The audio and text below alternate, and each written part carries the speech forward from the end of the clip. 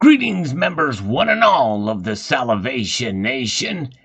Indians' quest for gold in reality is year-round. It's ingrained in their culture. But there is a certain celebration or a festival that happens every year that pretty much tells all you need to know about the value of gold and silver as well. So let's explore!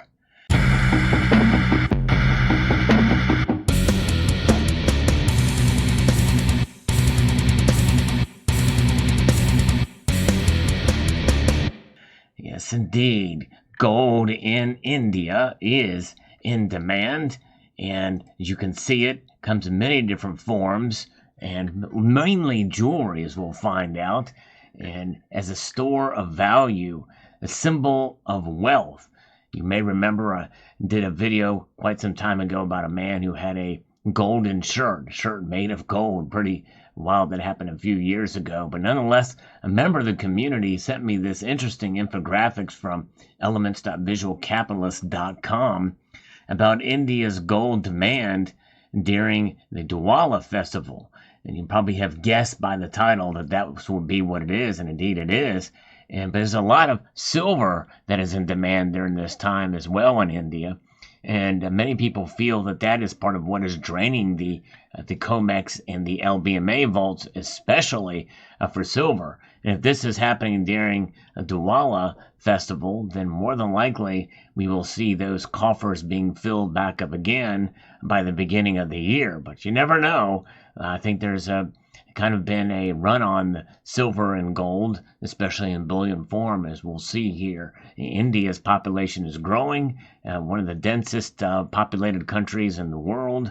I think that the second largest population in the world behind China. And so let's take a look at this infographic and see what it's all about here. Fascinating it is. India's gold consumption during Diwali. In India, gold is not only an investment, but also an auspicious symbol of wealth and prosperity, making it a key element of festival rituals. India's gold consumption typically peaks during the Diwali and Dussehra festivals in October and November, which overlap with the country's wedding season. And so why do Indians buy gold during Diwali? Diwali is a 5-day festival of lights, symbolizing the triumph of good over evil. For many Indians, this festival is associated with welcoming good luck, positivity, and prosperity. Gold purchases during Diwali are often devoted to deities, especially Lakshmi, the goddess of wealth, to usher in more wealth.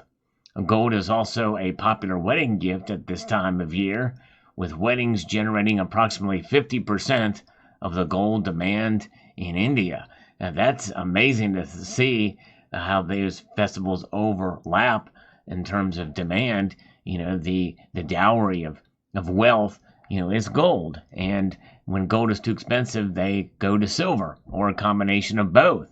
Silver is representation of wealth as well in India, and we are seeing that here. Fascinating, I think, to see with this great demand during this time. So how does this break down for us and for Indians, their demand for gold jewelry, bars, and coins by quarter? And you can see there that the lighter yellow is bar and coin, and then the dark brown is jewelry. India's annual demand for gold jewelry, bars, and coins typically spikes during the third and fourth quarter, coinciding with Diwali. Indian jewelry demand hit a quarterly record of 265 tons, worth $15.3 billion in the fourth quarter of 2021, driven by the festival season and pent-up demand from 2020. So you can see there, look at that. This demand is quite a lot of demand anyway, but you can see how it has looked over the last 22 years, or 12 years rather, starting in 2010, first quarter there. Look at that. Especially there in 2013, demand was quite high for bars and coins during that time, but among other things in jewelry as well. And then you look down there, not as much demand, and the beginning part of 2016, we can see, only stifled even more by what happened during the first part of 2020. Just remarkable to see here, and they're more than making up for it. Look at all this demand for gold bars and jewelry and the like here, especially what's happening here as we march through where it is now. Fascinating. Will gold shine during Diwali 2022? Well, the numbers aren't out yet, but this year's Gold Festival tailwinds are likely to meet economic headwinds in India. Two major factors at play are economic uncertainty. You have high inflation and economic turmoil have been shrinking disposable incomes, potentially tempering festival gold demand. And so that means they're going to be moving more towards silver. And I think we're already seeing that borne out by the facts, as I mentioned earlier in the video. So there may not be as much demand for gold, but instead utilizing silver. In July of 2022, India's gold import duty increased by 4.25%, with consumers now paying an 18.45% tax for refined gold imports, which is pretty close to the VAT, the value-added tax, which is 20% in the United Kingdom and other places. With that in mind, will India's gold demand light up during the Festival of Lights? I think to some extent it will, but not as much as last year. And I believe that also silver will play a much larger role, as we're seeing that by the increased flow of silver into India. And it's very, very interesting indeed. Now, here is some text following this infographic, which is interesting. In India, gold significance goes far beyond investment in jewelry. The yellow metal is woven into India's cultural history and revered by a population of over 1.3 billion people. That's remarkable, amazing. India is one of the largest markets for gold consumption, with jewelry, bars, and coins accounting for the bulk of annual demand. Indian gold demand typically peaks between October and December. On the back of Diwali, the Festival of Lights, followed by thousands of weddings. But why do Indians buy gold during Diwali? Of course, we talked about that. It's a symbol of wealth, and it's a 5-day festival that celebrates the triumph of good over evil, as we mentioned. And so we can see gold's record demand, and this is kind of interesting to see the year-over-year change in tonnage, the difference. What we saw in the first half of 2011, a 32.1% increase. The second half of 2012, a 32.7% increase.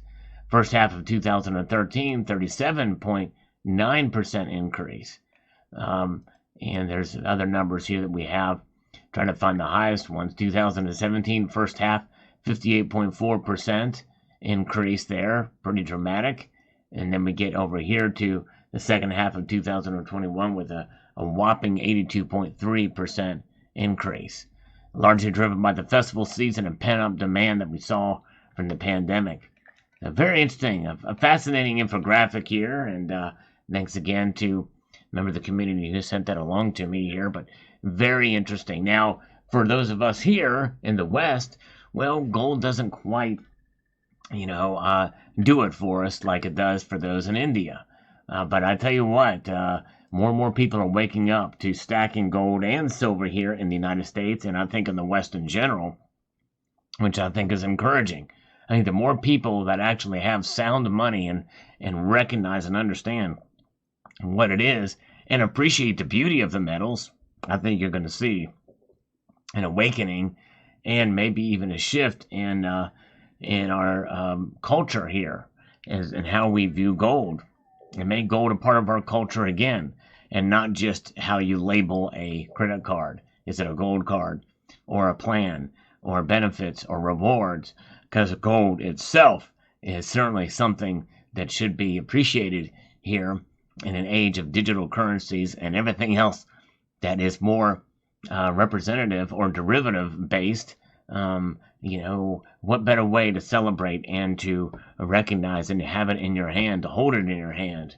Gold.